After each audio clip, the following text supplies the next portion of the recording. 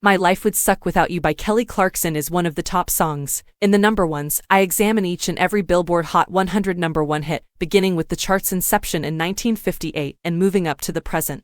The song that became Kelly Clarkson's second number one smash, My Life Would Suck Without You, was not something she wanted to record. Clarkson had significant issues with one of the track's collaborators, and she only released the song because her label left her no other choices. The making of My Life Would Suck Without You involved a lot of unpleasant, difficult circumstances. The song's only significant musical flaw, though, is that it's not Since You've Been Gone. To be fair, most songs are not Since You've Been Gone. Most songs are nowhere near to being Since You've Been Gone. Since You've Been Gone is a pop music miracle, a runaway emotional steamroller. Anytime Since You've Been Gone plays, the atmosphere around the speaker charges. Since You've Been Gone belongs to no genre, and that means that it belongs to everybody. Kelly Clarkson didn't write Since You've Been Gone, but nobody else could have sung the song like that. My Life Would Suck Without You sounds vaguely similar to Since You've Been Gone. The writers and producers of Since You've Been Gone, Max Martin and Dr. Luke, are also principally responsible for My Life Would Suck Without You, and they weren't afraid to use the same formula twice. The instruments, the structure, and the overall vibe are all the same between the two songs. Since You've Been Gone's lyrical perspective is reversed in My Life Would Suck Without You, the two songs might as well be the sequel to a reconciliation.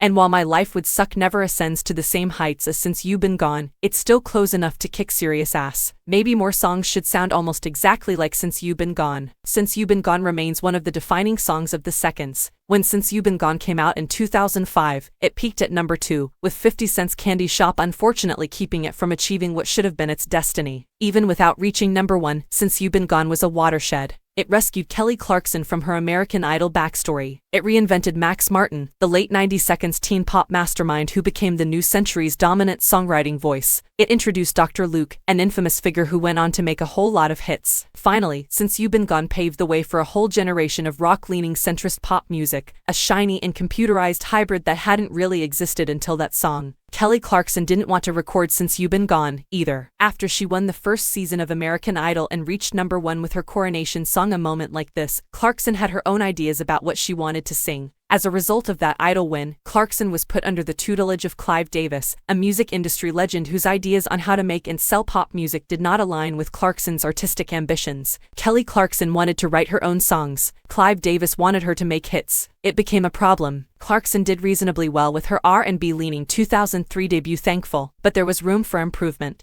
On her 2005 sophomore LP Breakaway, Clarkson figured out a sound that was more singer-songwritery, more connected to guitar rock. Clive Davis liked the way that the album was shaping up, but he didn't think it had the monster hits that it needed. So Clive pressured Kelly Clarkson to work with Max Martin, a proven hitmaker, and his new protege Dr. Luke. Together, Martin and Luke wrote Since You've Been Gone, and they also got together with Clarkson to write Behind These Hazel Eyes, another post-breakup rager that became a hit. Behind These Hazel Eyes peaked at number 6. It's a 9.